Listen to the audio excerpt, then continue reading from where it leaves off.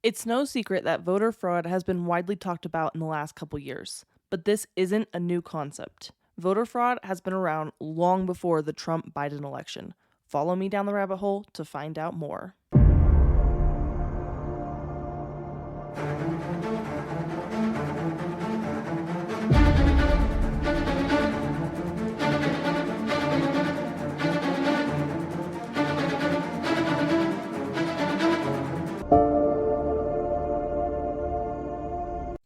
Hi, friends, and welcome back to The Rabbit Hole. I am your host, Dani, and today we are talking about voter fraud.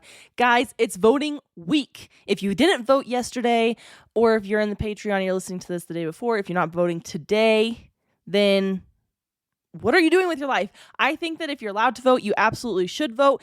I know you might think, and the most popular kind of argument I get is, well, my vote doesn't count. Well, you wait until the end of this episode and you will see just how much your vote counts.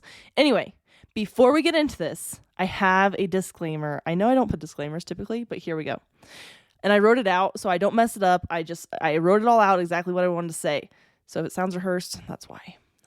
Politics and information in this episode do not necessarily represent the views of myself or this podcast. The information presented was found in my research to support the conspiracy theory. So, whether it's Democratic or Republican voter fraud, because it's on both sides in this episode, I don't want you to hear oh, you're a Republican, you're a Democrat. I don't care what you think about me. Keep it to yourself. I think about me myself. So, anyway. Onward and upward. Let's get into it. The 1960 election between John F. Kennedy and Richard Nixon was close. Some would say too close to tell. They were relying on a computer system for the first time to basically not decide, but say who the winner was, to count the votes and spit out who the winner is. The win really came down to two states, Texas and Illinois. In Illinois, Kennedy won by only 9,000 votes, not a lot of votes. In Texas, which has more people than Illinois, Kennedy won by 46,000 votes. It is important to note that Lyndon B. Johnson, who was Kennedy's vice president or running mate, right, was from Texas. There is a lot of evidence to suggest that LBJ stole his senatorial seat in the 1948 election in Texas. I'm not going to get too much into that stolen election because I want to focus on presidential elections in this episode. In my opinion, if a presidential election can be stolen, any election can be stolen. So we're going to kind of focus on presidential elections. If you want to know more about LBJ, go check it out. It's actually a fascinating story when we get into the JFK assassination. Lyndon Johnson plays a huge role in that. Anyway, back on track. JFK stole his presidential seat. If Nixon had won those states, though, like Texas and Illinois, he would have won the election by basically 2 electoral college votes. Nixon supporters seriously urged him to contest the results in those states, but by that time, Kennedy had also won California, which was Nixon's home state, so he basically thought, there's no way I'm winning.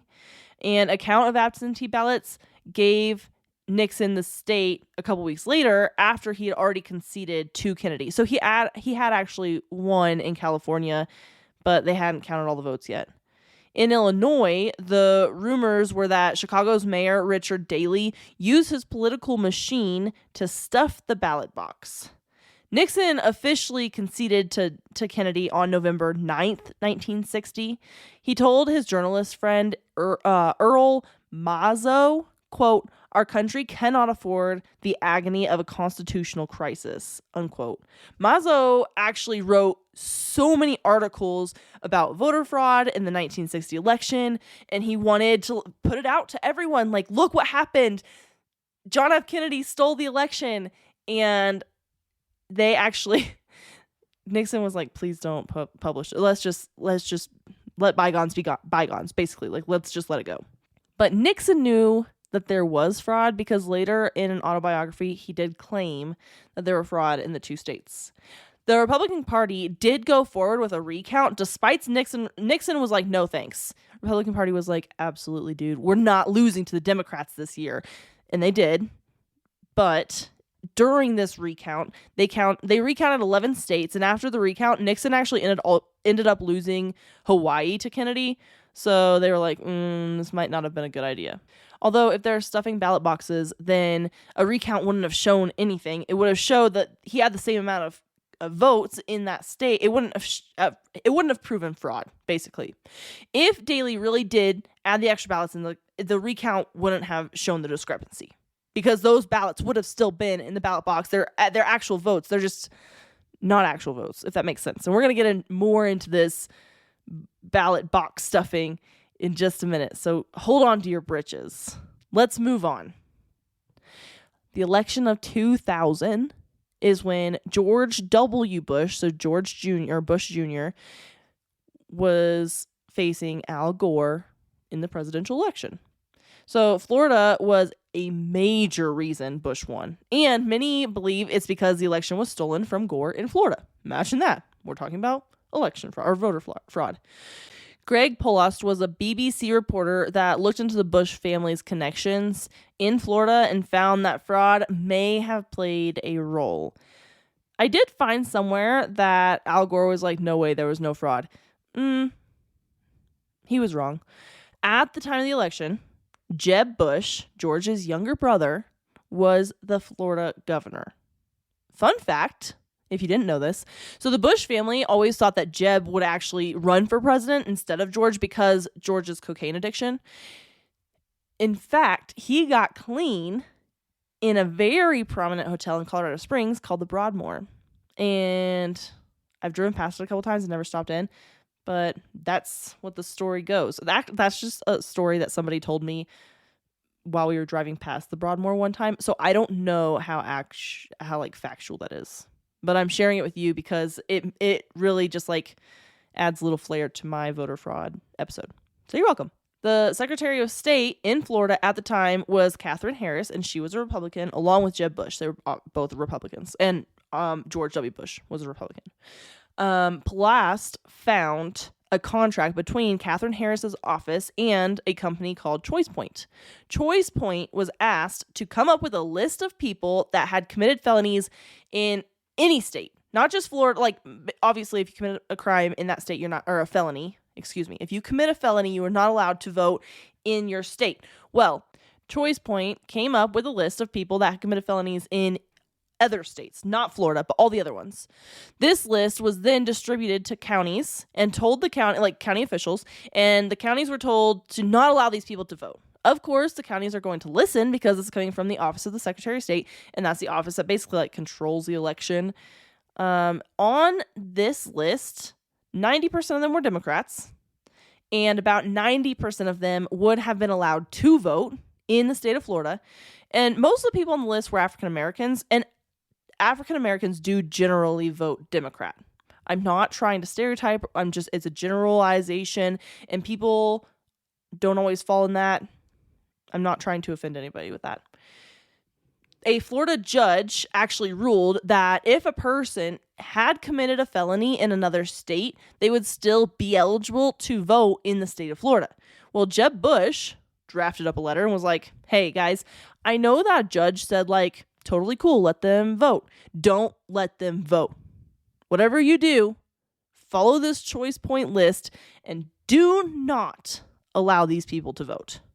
So the Choice Point list prevented 80,000 Democrats from voting in Florida. Just to put that in perspective, George Bush beat Al Gore by 537 votes in Florida. That's it, 537 votes. Had this list not been used, Gore for sure would have beaten Bush by thousands of votes, and he would have been our president in the year 2000. I mean, if you want this little connection here, if Al Gore was our president in 2000, would 9/11 have happened? Just something to think about. I know this is not the episode for that, but I love to connect dots. You know that about me by now. So let's get into the 2004 election when George Bush stole another one because, one election wasn't enough. He couldn't just concede and be like, okay, I just suck. No, he wanted to be president for 8 full years. This was George W. Bush versus John Kerry. In this election, Florida and Ohio were the deciding states. So in these states, not enough voting machines were put in African American communities. And as we just stated, African Americans are more likely to vote for the Democratic candidate. Actually, according to an article by the Washington Post that I found, quote, no Democratic presidential nominee has received less than 82% of the black vote since Kennedy's 68% in 1960. And in the last 80 years, no Republican presidential nominee has done better than Eisenhower's 39% in his 1956 re-election bid, unquote. So just some statistics for you. I'm not just throwing it out there, saying African Americans are typically going to vote for a Democrat. There's stats here. So nobody can get mad at me for that because I just followed the numbers. Not having enough voting machines in these communities means a bunch of different things. So first of all, these people are going to have to wait hours and hours to vote. Voting at the polls happens from 7 a.m. to 7 p.m. in your time zone, whatever that time zone is. And so if people have to wait for hours, first of all, if people don't have to get to work, then they're just going to get bored waiting to vote. Voting to me, it's exciting, but to a lot of people, and when I first started voting, it wasn't that exciting. It's just something I'm supposed to do. I'm just supposed to vote. But knowing about politics sometimes to some people can be kind of a boring thing. I understand that. Well, if you're waiting for hours just to vote, then you're going to get bored and you're going to leave, or you're going to have to, childcare is an issue. You could bring your kids, but your kids are going to be running amok, you have to get to work. I know, when I was working in an office, we were allotted 2 hours out of our workday to vote, or you had to have 3 consecutive hours to get to the polls either before or after work. So if you start work at 7, so for an example, I typically work right now from 7:30 to 4:30. I would not have 3 consecutive hours. I do have 3 hours, 30 minutes on the front end and 2.5 hours on the back end. I do not have 3 consecutive hours to get to the polls. Well, if that was my office hours, then my job at the time, I don't work there anymore, but my job would allow me 2 hours to leave work to have that 3 consecutive hours. So in this case, I would get to leave work at 4 instead of 4:30 in order to have those 3 consecutive hours to get to the polls. Well, if the line is wrapped halfway around the block already, I'm for sure not getting in 3 hours. So I wouldn't vote. So that's kind of what happens when you don't have enough voting machines. And especially in communities where people potentially can't afford to miss work, there's going to be a lot of people just not voting. Did you know that over 40% of Americans have a hard time swallowing pills? So when it's time to take your vitamins, large capsules and pills are out of the question. We know that gummy vitamins exist, but they're full of sugar, they get stuck in your teeth, and they only contain a fraction of the nutrients you need. Luckily, Easy Melts has discovered the ultimate vitamin sweet spot. Vitamins that melt in your mouth, taste like a treat, and are packed with nutrients ready for absorption, all without an ounce of sugar. For a limited time, Easy Melts is giving listeners a free 3-month supply of vitamin D3 with their first purchase. To claim your free D3 vitamins, visit try.easymelts.com/spring24. That's melts.com/spring24. Say goodbye to the old way of taking your vitamins and say hello to the easy way. Republicans also use voter caging in 5 states during this election. Voter caging is when mail is sent to addresses on the voter rolls, compiling a list of mail that is returned basically undelivered. They then use that list to purge or challenge voters' registrations on the grounds that the voters do not legally reside at the registered addresses. I can understand a little bit, but also it's kind of shady because you're just assuming if it got maybe the address was wrong. There could be a million things why the mail got returned. But they're basically just deregistering these people so they can't vote. If you're not registered to vote, you cannot go and vote on voting day. Also, provisional ballots in this 2004 election were banned unjustly. So provisional ballots are used by people that don't have a permanent address. These types of ballots are used more by mostly by the African American communities, but also other inner city minority Democratic voters. So a lot of these people that are using these provisional ballots, or the people that don't have a permanent address, are typically going to vote for the Democrat. Well, if you just don't allow those people to vote, then the Democrat doesn't have as many votes. In Ohio, ballots did seem to be rigged. So Richard Hayes Phillips wrote a book outlining the fraud he and his team found. They went through 30,000 ballots in Ohio, just in Ohio. They went through, and in his book, it comes with a CD, and you can literally see every single ballot. And he's not making it up. You can see all the ballots in this book or on the CD because I took pictures. And these ballots showed that thousands of ballots were changed from a vote for Kerry to a vote for Bush, or the ballots were pre-punched for a candidate other than Kerry. Not necessarily meaning that they were punched for Bush, but basically meaning it was a wasted vote. Because if it wasn't for one of the two big ones, then it was just taking a vote away from most likely the Democrat in this case.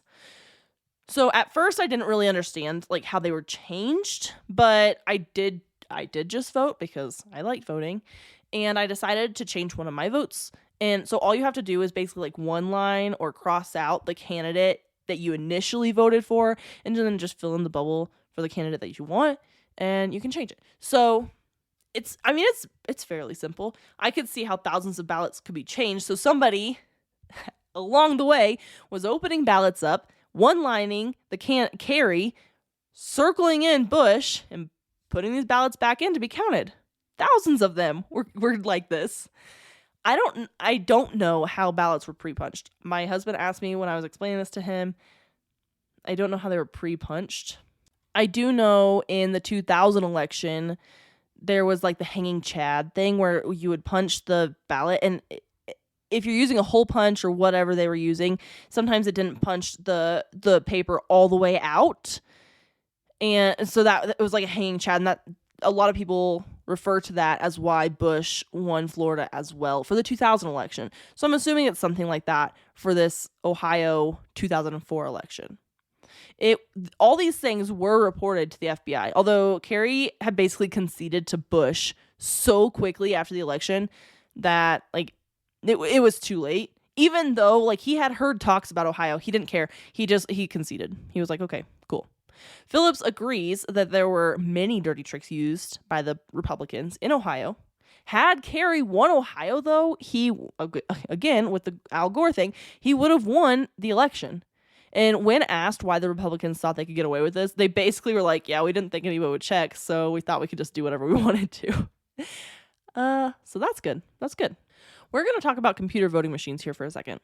And I know what you're thinking. We're going to get into it with this most recent 2020 election, but let's talk about them.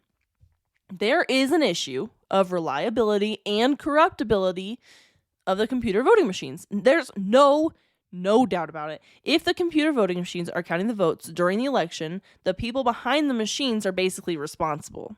So it makes it harder to look at the ballots and double check that the computer is doing it correctly, because you can't look inside the computer and make sure the computer is doing the right job.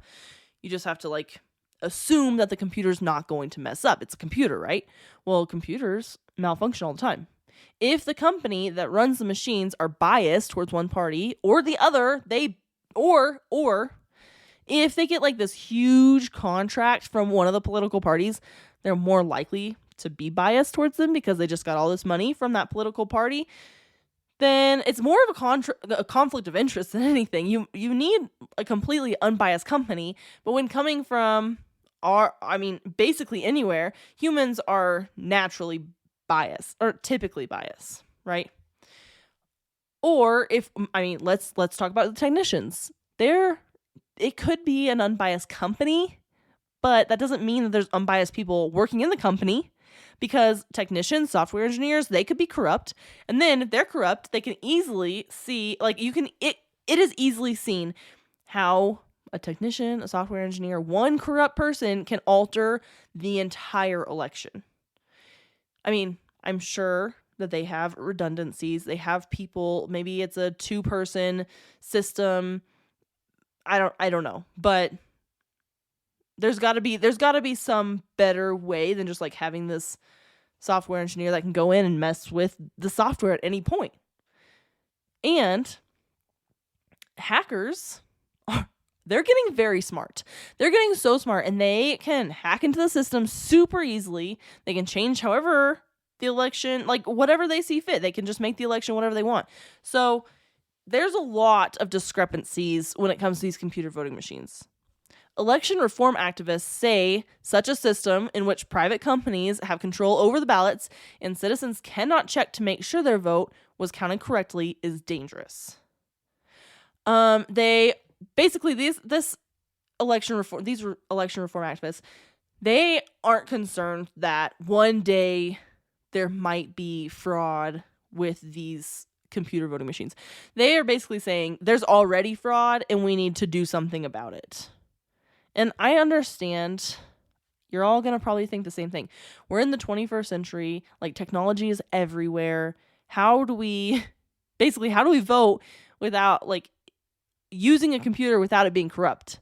Because anything we do could be corrupt. I mean, getting on Facebook, getting on Instagram, those things could be corrupt. So, I mean, this is where things get really tricky with these computer voting machines. In the book, Black Box Voting by Bev Harris, Harris states 100 times that the computer voting machines have made huge mistakes. In fact, she did an interview and she had one of these computer voting machines. She messed with it for just like a couple minutes, a minute or two, just like tampering with it, doing whatever she was doing, and then like ran a simulated election. So basically she ran this election and it showed what the outcome would be. Then she messed with this computer voting machine for like two minutes. And then she ran the simulation again and the election was way off, like drastically off. And she is just an election reform activist. Like she's no one special and she's out here like, look what I can do. I'm an everyday person. And I mean, there's people that are way more educated about this stuff, you know? So there's a lot of scary things when it comes to the computer voting machines. But there's a lot of scary things that come with the computer voting, like electronic voting machine companies. So the electronic voting machine company Smartmatic was used in the Venezuelan elections. Smartmatic and Dominion, which is used in our elections, had a partnership for many years. They did terminate their partnership in 2012. Since that termination, though, they have been basically competitors in the marketplace. They don't work together. They state that they're competitors. They're no longer partners. Smartmatic was used in the 2004 election in Venezuela that confirmed Chavez as the president. But get this, okay? The algorithm adjusted the votes in Chavez's favor. But why? You ask. Thank you. I'm glad you asked. Before the election, the Venezuelan government had invested in this small company, and they were like, let's just put some money in this company. They could use it. Well, it turns out that company, the owners of that company, this small little company, were also the owners of Smartmatic. So due to the investment, the government was given, in the small company, a 28% stake of the company and a seat on the board. Well, the government put Omar Mantilla on the board, and he was an advisor to Chavez and a senior official of the science ministry. So this guy's like high up in the ranks in the government, and they're like, let's put him on the board of this company that we happen to invest in, and the owners of this company also own the company that's going to do our election. We're definitely not giving them money under the table to make sure that we win. We're just like hoping that we probably win. You're not seeing any corruption here? Sequoia was owned by Smartmatic from 2005 to 2011 and then purchased by Dominion in 2010. While Smartmatic owned Sequoia, the machines that they were using caused irregularities in Chicago. So I don't know exactly what irregularities they are, but there were some irregularities in Chicago. I know we focused on Smartmatic in that little blurb there, but Dominion actually during their partnership was giving Smartmatic the machines to use in whatever contracts they had. So Smartmatic it made sense they were partnering because Smartmatic was using Dominion machines. If you want to connect all the dots here, trying to connect them for you. So let's move on to the 2020 election. So obviously, there's no secret that we were all a little bit surprised by the 2020 election outcome. Like, you're not telling me that not one person was like, oh yeah, this seems totally normal. Okay. I don't care whether you support Biden, you support Trump, whatever. It's safe to say that this election was a roller coaster. People are still talking about it. People are still in uproar about it. And that's why there's this episode for you, because so many people talk about it. So we were told over and over by every news outlet, every media source, that this was the most secure election in history. However, that is not the truth. That is not the truth by a long shot. Most secure election in history. I feel like the first couple elections were probably the most secure. Anyway, Dominion, which is an electronic voting machine company, had some things to do with our election in 2020. In September of 2020, just a few weeks before the election, there was a critical software update done to the Dominion voting machines in Georgia. If you remember, typically Georgia's a pretty red state. It's a southern state. You would assume that most southern states would be red states. I was very surprised, again, whichever spectrum you fall on, I don't care. I was very surprised to see that Georgia went blue in this election. It was surprising to me. And Dominion had just done an update on the voting machines in Georgia just a couple weeks before the election. This was done by now former employee of Dominion, Dr. Eric Coomer. And Eric Coomer posted lots of anti-Trump posts. He also stated that the election had been taken care of. So I don't know what that's supposed to mean, but he ran a software update just weeks before the election. So you put those dots together. I laid them out for you. I want to move on to this documentary I watched. Many of you have probably heard of it. It's called 2000 Mules. If you haven't watched it, I highly, highly suggest that you go watch it. I'm going to go over some bullet points here for you, but if you go watch that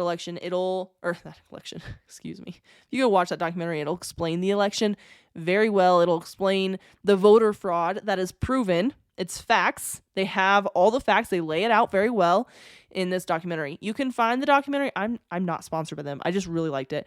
You can get the DVD from Amazon or from Walmart, or you could get the DVD or stream it from Salem Now. We bought it on Salem Now. We could stream it that way. But yeah, if you want to, it's really good. I highly suggest. So in the documentary, they go over voter fraud that has been proven. Like I said, so political parties, in this case, the Democratic Party, either create or hire nonprofit organizations to help them win the election. And I know you're going to ask me how, but I'm going to get there. And these nonprofit organizations then hire people, and they called them mules because, like drug mules, they're basically doing something that's illegal, like moving illegal ballots. And they hire these people to drop off ballots in drop boxes. It all sounds like, okay, cool. Like the Democrats are just trying to help people drop off their ballots. It's not that simple. It's never that simple. So this is called ballot collecting or ballot harvesting. According to Lawyer Democracy Fraud, quote, ballot harvesting or third-party ballot return occurs where individuals take advantage of the drop-off option and, quote, harvest or collect voters' completed ballots to drop them off at the polls, unquote. When ballots are harvested, the harvester could be disguising themselves as helping the person to fill out their ballot, or they could just be taking the ballot. Somebody shows up at your door hey, let me drop off your ballot for you. I'm committing this service. We have this free service through this nonprofit organization. You're oh, cool. That sounds great. Here's my ballot. Don't do that. Never give your ballot to somebody unless you know them and trust them. I trust my husband to drop off my ballot. He trusts me to drop off his ballot. We vote the exact same. So Like, we're not changing each other's ballots. I would not give my ballot to some person that showed up on a doorstep, was like, hey, I'm with this nonprofit and we're here to drop off your ballots. Don't do it, no matter how innocent it seems, because they are taking out on these mail-in ballots. You just sign the outside. These people are replacing your ballot with a different ballot, or if they're like helping the elderly to like fill out their ballot information, they're just voting the way that they were told to vote. And they're going out, these nonprofit organizations going out to help the elderly vote. They're just voting for them in the way that they're being paid to vote. Anyway, in North Carolina in 2008, an election was completely overturned because of voter fraud using this exact method. So, like, this is a proven fact, and if you watch the documentary, it's proven fact of the 2020 presidential election. Don't get me wrong. So in some states, it is legal to give your ballot to a family member or a caregiver, somebody like that, to drop off your ballot. It is never legal for a nonprofit to collect your ballot and pay people to drop them off. There basically should never be an exchange of money when it comes to voting or your ballot. Like, there's no reason any money, the only money that you should ever spend on voting is if you're going to mail in your ballot, you spend some money on that stamp, and that's it. That's it. That's the only money you should ever spend on voting. So if somebody's like, hey, I will pay you for your ballot. No. If they ask, like, if people are being paid to drop off your ballot, no, don't do it, because that's how the ballot harvesting is happening. So in 2020, if you all remember, there was a pandemic. I know you remember. I know, because it's so fresh still in our society. We're talking about COVID every day, I feel like.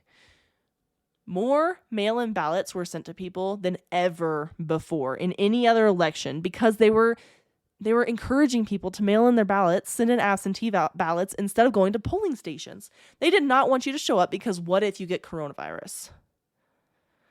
Fine. We played your game. We sent in a huge number of mail-in ballots or drop-off ballots. You can mail it or drop it.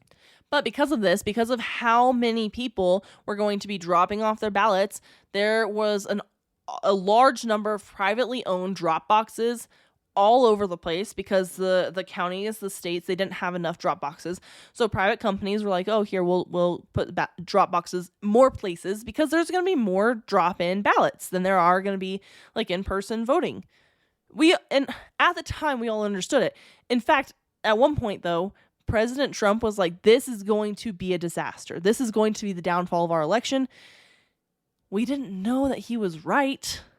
I think, and maybe it's just me, I like to believe the best in people. I really do. Despite everything I say on this podcast, I really want to believe the best in people. So I want to believe that, like, people aren't messing with the presidential election.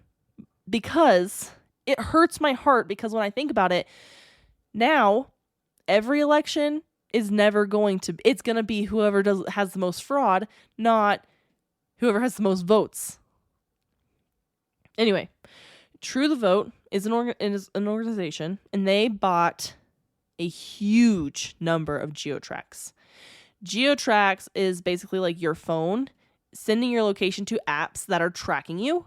And then these tracks or these apps sell that location data to like a third party or whatever, and the tracks can be bought. And using that data, a pattern of life can be built of you. So every day at 7:30, you leave your house, you go to work. At 12:15, you leave work, you go out to the parking lot, you sit in your car and eat your lunch. At 1:30, you have a mental breakdown. At 2 o'clock, you return back to work. You work until 4. At 4, you go home. Sometimes on Tuesdays, you get gas. And on Wednesdays, you stop at the grocery store. That's it. Maybe you had a baby. Now you go to the daycare to pick up your baby and you go home. People do the same thing over and over and over again. So having that data, that location data, we just like build a pattern of life. Yes, it's an invasion of privacy. We'll get into that in a whole nother episode. But in this case, it literally proved voter fraud. So using geotracks, True the Vote began trying to basically like identify mules. And they were trying to weed out any false positives. They wanted to make sure that whoever they identified as mules, in this case for ballots, were actually mules. So they set the parameters super high to begin with. So at first, and we're going to get into what they did later on, but at first, the person had to hit 10 drop boxes and 5 organizations. And remember that these organizations are the nonprofits. So these mules are going between drop boxes and organizations all day long. They're going organization, then to a drop box, then to another organization, or back to the same one. It didn't matter. And then to another drop box. They could go to the same organization or a different one. That didn't matter as long as they visited 5 times and they visited 10 or more drop boxes. So, and they like I said, they started with these because it's very unlikely that any one person who's not a ballot mule is visiting 10 drop boxes. And I could justify like 2 or 3. Let's say you go to the first drop box and it's full. You can't fit your ballot in there. I can understand now you have to find another one. You go to another one.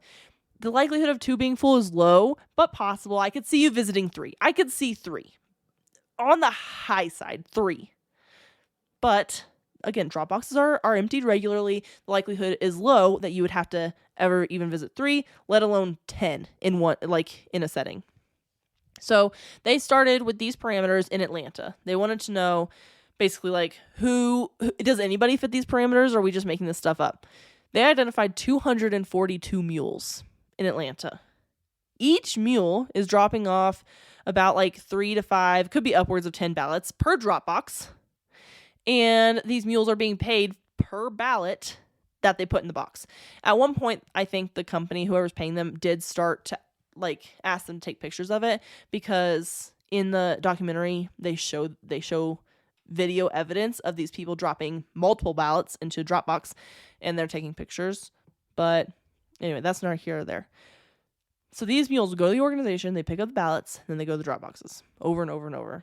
The drop boxes are supposed to be under surveillance. So that is a requirement for each drop box, is that you have a camera on it and you are watching what's happening 24 hours a day, 7 days a week, for however long that drop box is out there.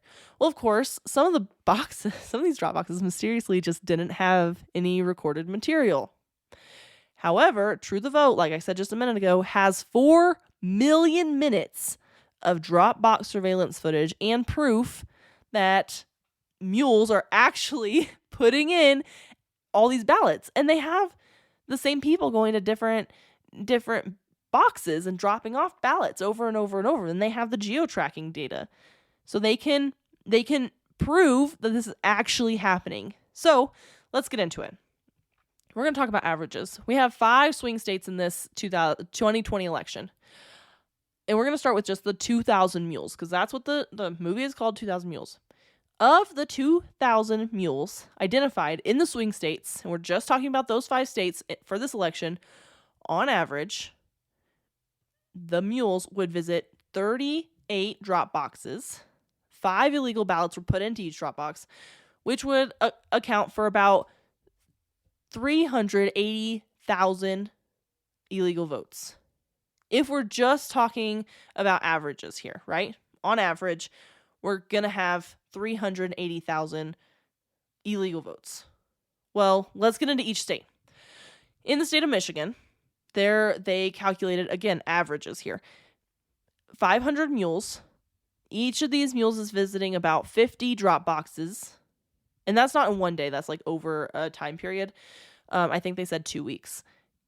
Every time they visit a drop box, they're dropping 5 illegal ballots. That accounts for 125,000 votes. So if you take out the extra votes, like all these illegal votes, and you just count however many votes were in that state, without any of the extra votes, Michigan would have still been blue. Biden would have still won Michigan. So, I mean, yes, there was still fraud, but it didn't work out for them in that. I mean, they didn't need it in that state. In Wisconsin, there were 100 mules. They averaged about 28 drop box visits with 5 illegal ballots. They actually, every average, they just did 5 illegal ballots per drop box. And that accounted for 14,000 extra votes, illegal votes. And Wisconsin would have still been a blue state. So Biden still would have won. In Georgia, they identified 250 mules. who averaged 24 drop box visits, 5 ballots per visit, right? 30,000 extra votes, making Georgia a red state. So Georgia would have been a red state, which it traditionally is. In Arizona, they identified 200 mules with about 20 drop box visits, 5 ballots per visit, adding up to 20,000 illegal votes, making Arizona a red state, not a blue state. This is what gets me for this one. In only Philadelphia, Pennsylvania, not the whole state, just in Philadelphia, they found 1,100 mules. 1,100. That's the most mules. Most of the mules are in Philadelphia. They averaged 50 drop box visits with about 5 ballots per visit, 275,000 illegal votes in Philadelphia alone, obviously making Pennsylvania a red state. So with just these 2,000 mules, Trump would have won the Electoral College 279 electoral votes to Biden's 259. So he would have won by 20, right? Well, then they decided to change the parameters. They just wanted to know, like, okay, let's just lower the parameters from 10 or more Dropbox visits to 5 or more Dropbox visits just to see, who fits the bill. Because again, like I said earlier, I could see on a hard day, everybody's voting that day, 3 Dropbox visits, maybe. I've always only just had to go to 1. If you lower the parameters from 10 Dropbox visits to 5 Dropbox visits, this made the mule count jump significantly from 2,000 mules to 54,000 mules. 54,000 mules. 54,000 mules over all the swing states at an average of 5 drop boxes, which we know that this is a very conservative number because we know that a lot of these mules are doing, 20 drop box visits, right? Or 30 or 50 in Philadelphia. But we're just going to keep it at 5 drop box visits and dropping only 3 ballots. They really went conservative with this estimation. That means that Trump would have won the election in every single swing state and would have won the Electoral College votes 305 to 233. Trump would have won by a landslide, guys. He should have been our president. And again, I don't care if you are on the Biden side or the Trump side. These facts don't lie. This is so much ballot harvesting and tampering with the election. It blows my freaking mind. Like I don't even know what to say about this. And if you think that the Electoral College, this is just like a little side note asterisk. If you think that the Electoral College is unnecessary, PragerU, again, I don't care if you're Republican, Democrat, conservative, liberal, I don't care. PragerU does a really good 5-minute video on why the Electoral College is important. I highly suggest if you want to know more about that. That video is really good. I did not watch it for this episode. I've just watched it for me, like in my life, because I was like, why do we need that stupid Electoral College? It's important. So go watch that video if you need to know. But you were talking 305 votes to 233. Like Trump should have won the election. So, I covered Republicans stealing elections. I've covered Democrats stealing elections. There's been Senate races where there's stolen elections. It goes all the way back to JFK. I'm sure it goes further back than that. That was the furthest back I went. Guys, this is insane. If you don't believe in voter fraud, like this isn't a conspiracy theory. These are facts. These are hard facts. Like this isn't a theory. This is proven. Anyway, I'm gonna digress here. I gotta stop. I'm getting too amped up, too worked up. I love you guys. As always, stay skeptical, and I will see you all next week. Hey friends, The Rabbit Hole is an independent podcast with everything you hear done by me, Dani Mercy. I appreciate all of your support. Please rate and review wherever you're listening. If you want to follow us on Instagram, it's at rabbit.holepodcast. And thank you, Zakar Balaha, for our awesome intro.